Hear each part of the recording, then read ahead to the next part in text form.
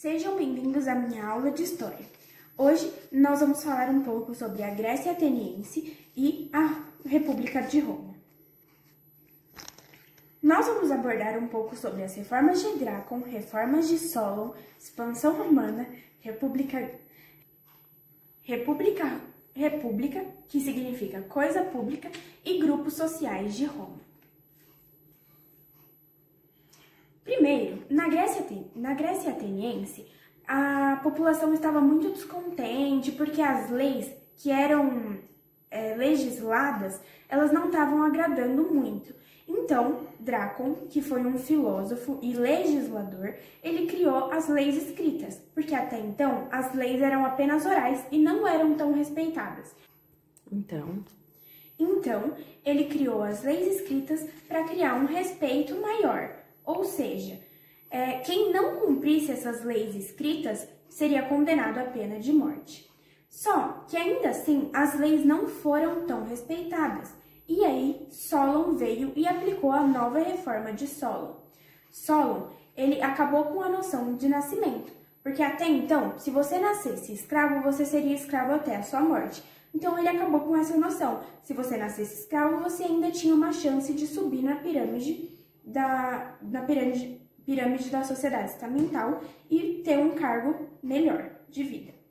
E ele também encerrou a escravidão por dívida. O que era a escravidão por dívida?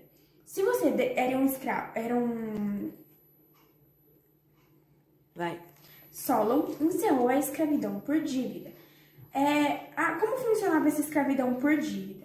Se você era um plebeu e deixava de pagar imposto para o governo, eles te transformavam num escravo, e para você sair da situação de escravo, por você não ter pagado imposto, era muito difícil, quase impossível, e quase ninguém conseguia voltar ao seu cargo normal de plebeu. E os plebeus eram pobres. Agora, nós vamos passar para Roma.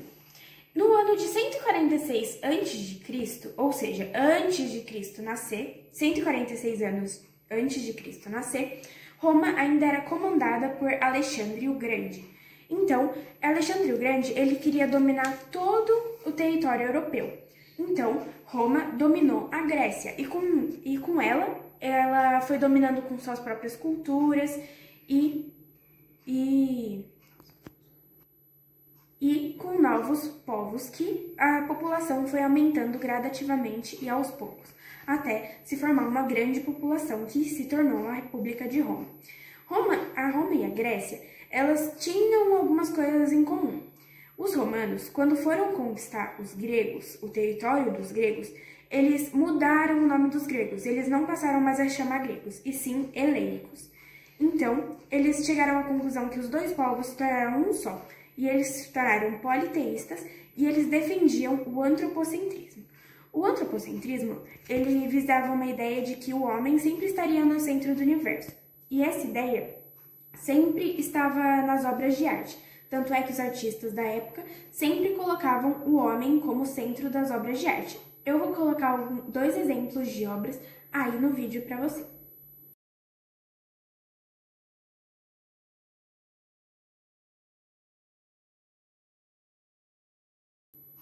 A Roma tinha uma sociedade muito hierarquizada.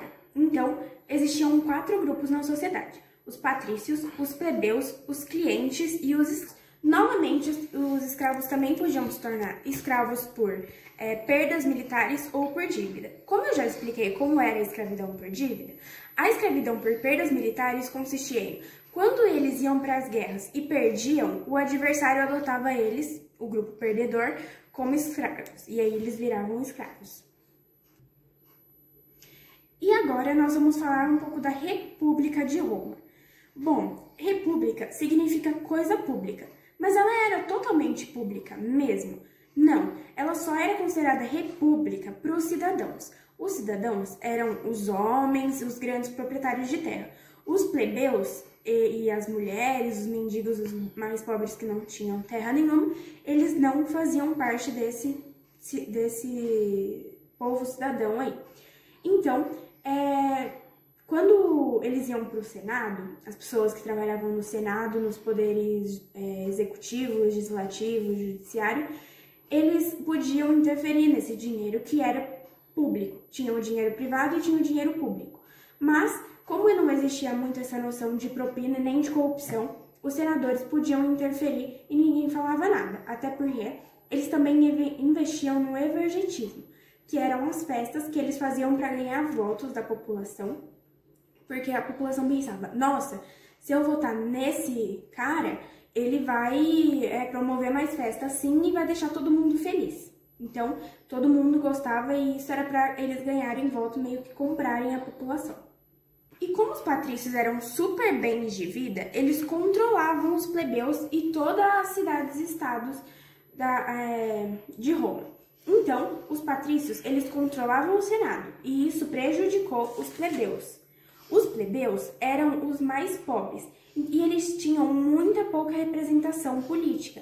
Então, eles não podiam opinar, não podiam reclamar de alguma coisa que estava deixando eles descontentes.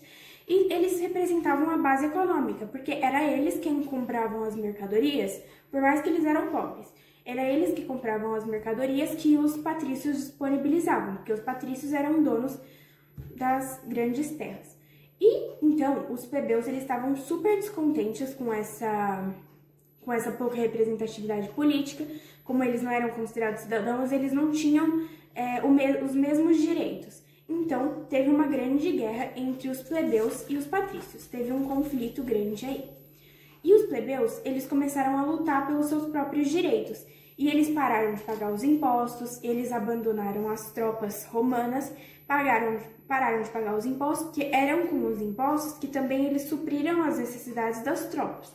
Então, sem impostos, as tropas ficavam enfraquecidas.